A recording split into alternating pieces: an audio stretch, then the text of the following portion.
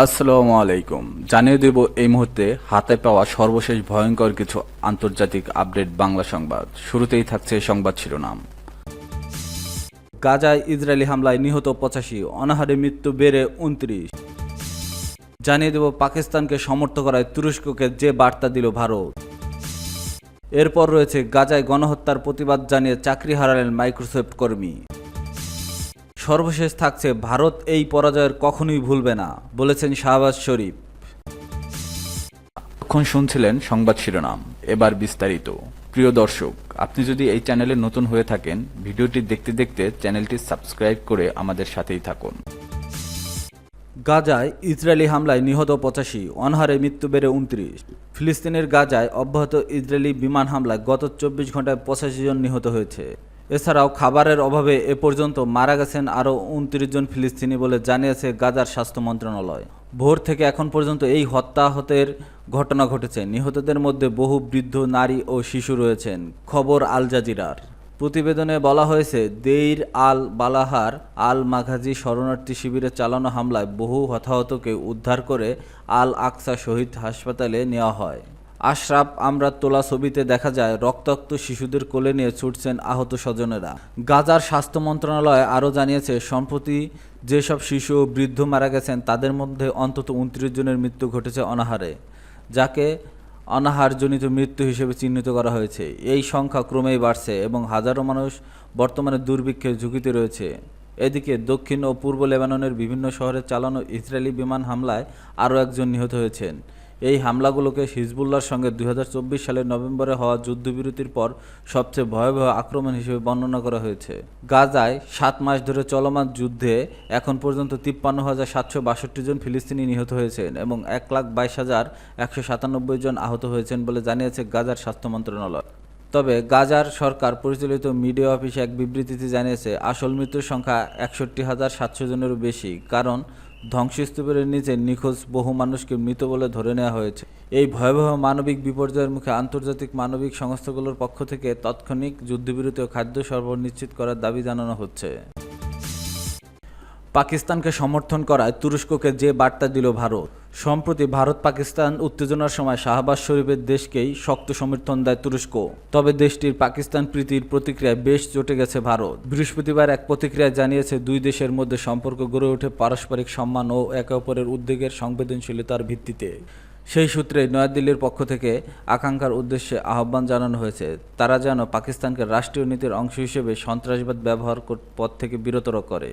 এদিন সন্ধ্যায় নয়াদিল্লিতে পররাষ্ট্র মন্ত্রণালয়ের মুখপাত্র রণবীর জয়সওয়াল সাপ্তাহিক প্রেস ব্রিফিংয়ে বলেন, আমরা আশা করি তুরস্ক পাকিস্তানকে অনুরোধ করবে যাতে তারা সীমান্ত পারে সন্ত্রাসের সমর্থন বন্ধ করে এবং সেই সন্ত্রাসী পরিকাঠামোর বিরুদ্ধে নিশ্চিত যাচাইযোগ্য ব্যবস্থা নেয়।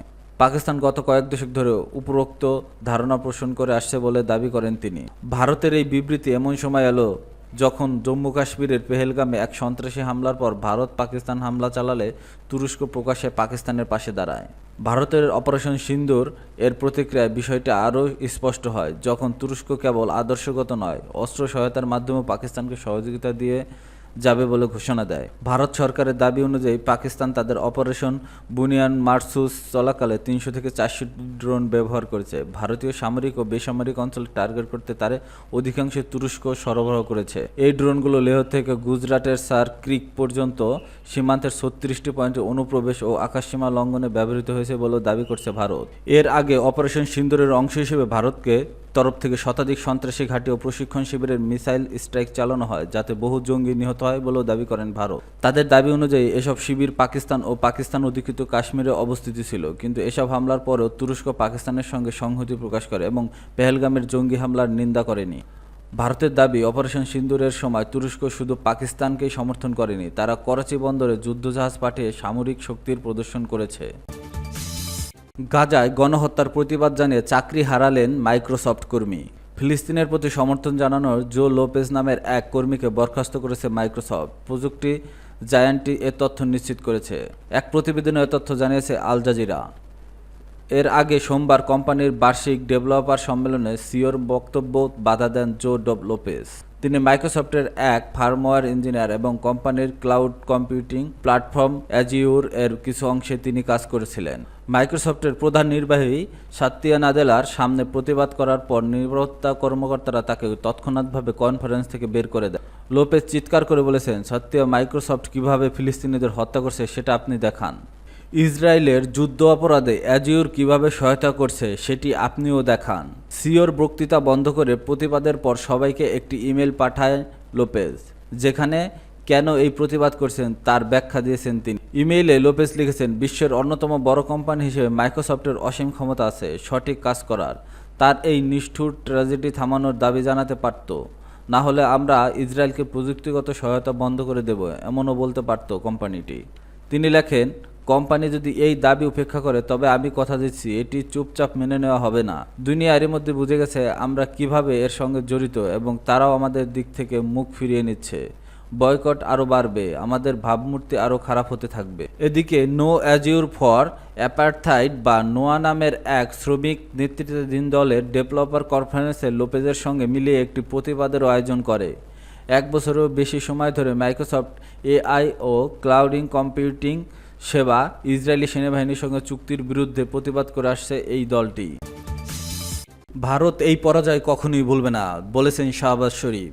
ইসলামাবাদের সঙ্গে সাম্প্রতিক সংঘাতে ভারত যে পরাজয় বরণ করেছে তা দেশটির কখনোই ভুলতে পারবে না বলে মন্তব্য করেছেন পাকিস্তানের প্রধানমন্ত্রী শাহবাজ শরীফ। এক প্রতিবেদনে এই তথ্য জানিয়েছে পাকিস্তানি সংবাদ মাধ্যম দ্য নিউজ ইন্টারন্যাশনাল।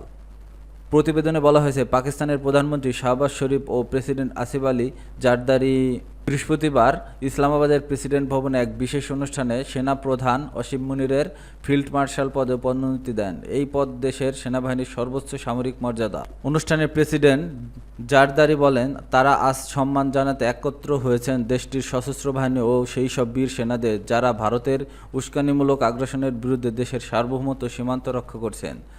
তার ভাষ্যমতে, পুরো জাতি আপনাদের নিয়োগে গর্বিত।